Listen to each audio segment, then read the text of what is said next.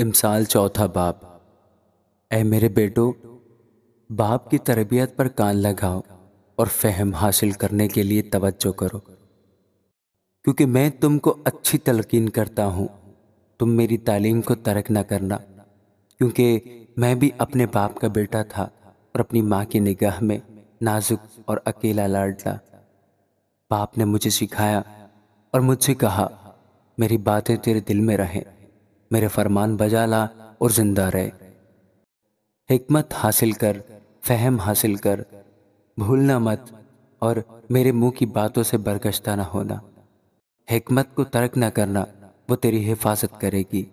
اس سے محبت رکھنا، وہ تیری نگہبان ہوگی۔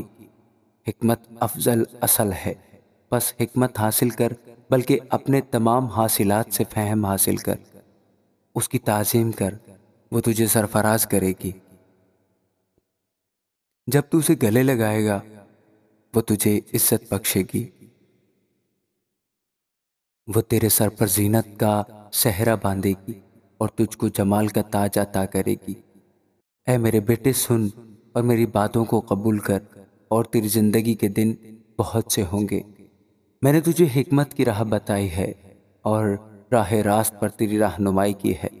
جب تو چلے گا، تیرے قدم کوتاہ نہ ہوں گے، اور اگر تو دوڑے تو ٹھوکر نہ کھائے گا۔ تربیت کو مضبوطی سے پکڑے رہے، اسے جانے نہ دے، اس کی حفاظت کر، کیونکہ وہ تیری حیات ہے۔ شریروں کے راستہ میں نہ جانا اور برے آدمیوں کی راہ میں نہ چلنا۔ اس سے بچنا، اس کے پاس سے نہ گزرنا، اس سے مڑ کر آگے بڑھ جانا، کیونکہ وہ جب تک برائی نہ کر لے سوتے نہیں، اور جب تک کسی کو گرا نہ دیں ان کی نیند جاتی رہتی ہے، کیونکہ وہ شرارت کی روٹی کھاتے اور ظلم کی مے پیتے ہیں۔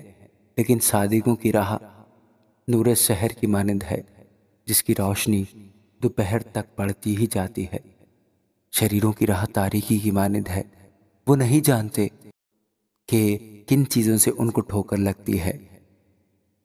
اے میرے بیٹے، میری باتوں پر توجہ کر، میرے کلام پر کان لگا، اس کو اپنی آنکھ سے اوجھل نہ ہونے دے، اس کو اپنے دل میں رکھ، کیونکہ جو اس کو پا لیتے ہیں یہ ان کی حیات اور ان کے سارے جسم کی صحت ہے۔ اپنے دل کی خوب حفاظت کر، کیونکہ زندگی کا سرچشمہ وہی ہے۔ کج کو منہ تجھ سے الگ رہے، دروغ گو لب تجھ سے دور ہوں، تیری آنکھیں سامنے ہی نظر کریں اور تیری پلکیں سیدھی رہیں۔ اپنے پاؤں کے راستہ کو ہموار بنا اور تیری سب راہیں قائم رہیں۔ نہ دہنے مڑ نہ بائیں، اور پاؤں کو بدی سے ہٹا لے۔ آمین۔